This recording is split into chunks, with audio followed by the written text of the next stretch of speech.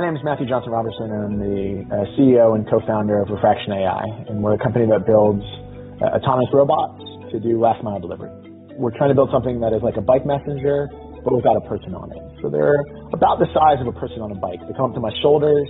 They're about as wide as a bike lane, and they're about 5 or 6 feet long, and about a little less than a meter, a little over a meter.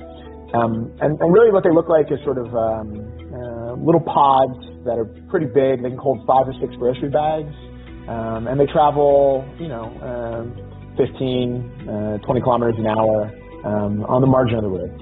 So we're based here in Ann Arbor, and this is where we do both the R&D design, and then also we're deployed. So Ann Arbor is a nice little college town, about an hour away from Detroit. And the reason we're based here is that me and my co-founder are both professors at the University of Michigan. We have 8 robots that are on the road doing deliveries every day. We now do grocery and food. And we're working with a pilot group of about 600 people that get deliveries, usually about on a weekly basis. And so what that's enabled us to do is a couple things, kind of prove out the technology, but the second bit of that is kind of serve a public function here. So Ann Arbor's been hit just like the rest of the world with the coronavirus pretty bad.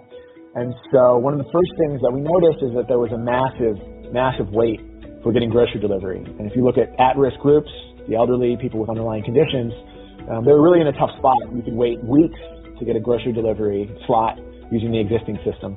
And the second bit of that is that those grocery deliveries involve gig workers. So those are workers that aren't full-time, they don't have health care, those type of insurances. And so one of the difficult things here in America is that means that those workers are putting themselves at risk without a lot of safety net. And so we saw 2 real big needs there. One was to provide more delivery capacity. So just there really weren't enough workers to be able to facilitate this. And the second was to introduce, truly contactless delivery once it leaves the grocery store. And so, a big part of that is cutting other people out of that supply chain that add additional risk and factors around, perhaps communicating the virus. So we do some disinfection within the robot itself, so there are UV lights within the robot, and then we're wiping the robot down with cleaner between every delivery. And so because we're doing point-to-point deliveries, which again is one of the big wins you get with robots because of the kind of cost model that can work, it means that we can clean the robot between every delivery and really reduce the risk of communicating the virus to people through that.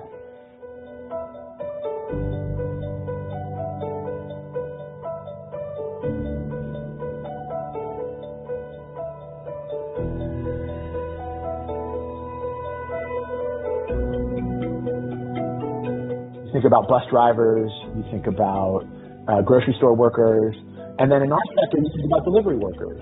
And those workers are not the ones that are getting applauded in the evenings. They're not the ones that get really glowing stories written about them.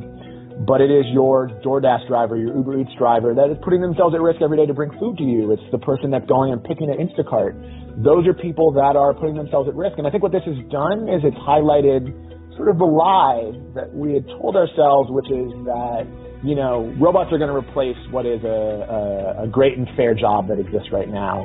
And if you talk to those workers, I think they will tell you that, they would like something safer, they would like something better, and they've had to fight and oftentimes go on strike to get even basic protections.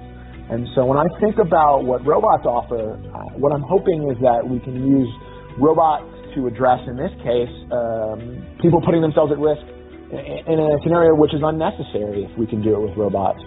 And while, to some degree that it's going to mean that there's going to be job displacement, and I don't want to underplay that, the question is, do we think it is fair to ask people to put themselves, but not just themselves, but their families at risk, to do a job that other people don't want to do or are unwilling to do for themselves? And so I think if we're going to come to a fairer and more equitable way of thinking about this, my hope is that it's going to balance the needs of society. People want and need food, and going to the grocery store right now is a dangerous proposition. And if we want to serve people that are in high-risk groups, I think we're going to need ways of doing that with robots. And so I'm hoping that this is a turning point for not just robotics, but for the way we think about the gig economy, the way we think about Uber drivers, the way we think about all these parts of this puzzle that we, oftentimes don't think about. And I think this has thrust them into the mainstream and hopefully ask some important questions.